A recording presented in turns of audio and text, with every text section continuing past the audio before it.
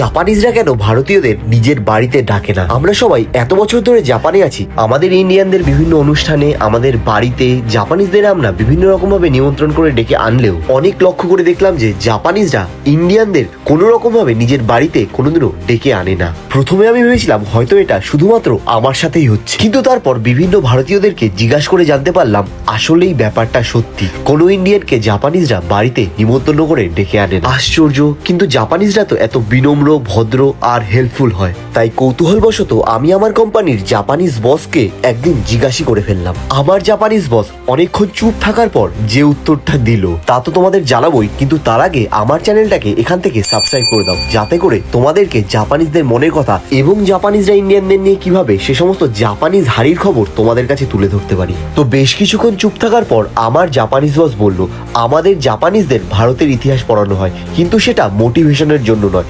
সচেতনতার জন্য। সচেতনতার জন্য আমাদের ভারতের ইতিহাস পড়ানো হয় কিভাবে? তখন আমার বস আমাকে জিজ্ঞাসা করলো, আচ্ছা বলো তোমাদের ভারতকে মোট কতজন ইংরেজ শাসন করেছে? আমি চিন্তা ভাবনা করে বললাম 10-12 হাজার। তখন আমাকে বলল, তোমাদের ভারতে সেই সময় প্রায় 33 কোটি ভারতবাসী ছিল, তাদের ওপর অন্যায়, অত্যাচার, গুলি চালানো এইসব আদেশের পালন কারা করেছিল?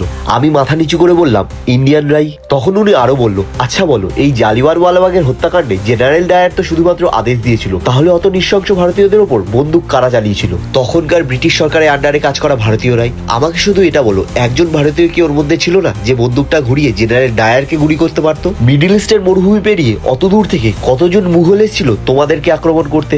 তোমরাই তো তাদেরকে সালাম ঠুকে কয়েকশো বছর রাজত্ব করতে দিয়েছিলে। এবার বলো, যে সুভাষচন্দ্র বোস আমাদের জাপানে এসেছিল তার প্রধান শত্রু শুধুমাত্র কি ইংরেজরাই ছিল? সেই সময়কার ভারতের বড় বড় নেতারা শত্রুতা করেনি, কিন্তু যখন ইংরেজরা হংকং আর সিঙ্গাপুরে এসেছিল না, তখন কিন্তু কোনো স্থানীয় ব্যক্তি তাদেরকে সঙ্গ দেয়নি, কোনো রকম ভাবেই তাদের সেনাবাহিনীতে যোগ দেয়নি। কিন্তু ভারতে তোমরা শুধুমাত্র তাদের সেনাবাহিনীতেই যোগ দাওনি, তোমরা তাদের সেবাও করেছো। আর আজও তো তোমরা নিজের দেশের জিনিসপত্রকে বাদ দিয়ে বিদেশি জিনিসকে বেশি গুরুত্ব দাও। আমাদের জাপানে আজও কিন্তু অনেক এমন এলাকা রয়েছে যেখানে মানুষ বাস করতে চায় না, আর সে সমস্ত জায়গাগুলো এখনো কিন্তু অনেক অনুন্নত।